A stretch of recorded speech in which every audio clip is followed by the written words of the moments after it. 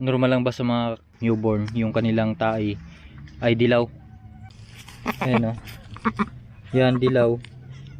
Dilaw yung kanilang tae. Kaya maganda rin dito pagka mga newborn yung kambing, monitor natin, inaalis natin yan kasi natutuyuan yan. Pag natuyo sa kanilang puwet, titigas yan dyan, maiipon. Kaya dapat minomonitor natin yan, no, dilaw. Normal lang po yan na ganyan yung magiging tae ng mga kambing kasi nga bagong panganak sila. Tapos dahil yan sa sa colostrum na kailangan ng kanilang katawan, dapat within 24 hours makadidi talaga yung mga kambing sa inahin para malaking tulong yan sa kanilang resistensya. Makadidi sila doon, kailangan niya ng katawan nila yung colostrum. Kaya minsan ganyan nangyayari dahil yan sa colostrum na nanggaling sa didi ng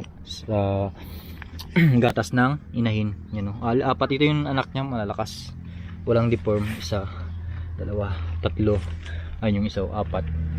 Kaya ayun, normal lang po yan na ganito yung magiging, minsan may time talaga nangyayari na ganyan yung nangyayari sa tae ng mga kambing na dilaw. Dapat yan ngayon nga tanggalin ko yan, tanggalin natin yan para hindi siya talaga titigas dyan, hindi siya matutuyo.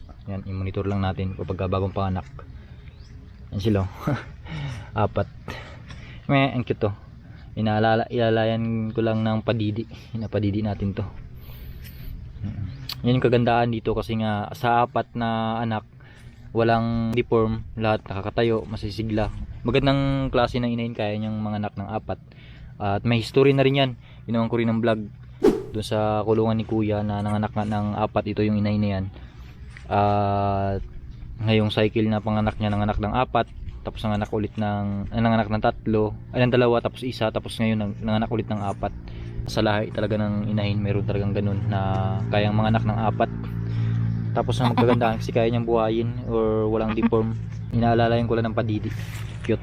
Halos lahat sila na yung ipot nila, yung tae nila dilaw, ibig sabihin sign yan na nakadidi sila sa inahin dahil sa colostrum na nakuha nila sa gatas, kaya yung ipot nila dilaw. Ayan, normal lang po yan na magtae siya ng ganyan sa first and third na araw. Pagka mga susunod, kailangan normal na or wala nang ganyan kasi yung magiging gatas ng inahin wala nang colostrum na kailangan ng ng mga bisiro. Normal na siya na milk. Kaya unang araw to 3 days ganyan talaga yung tayo nila.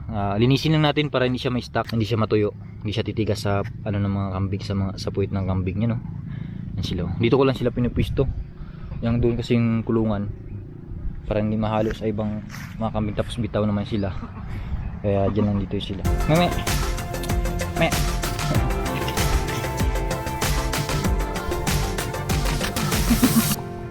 Yeah, let's go.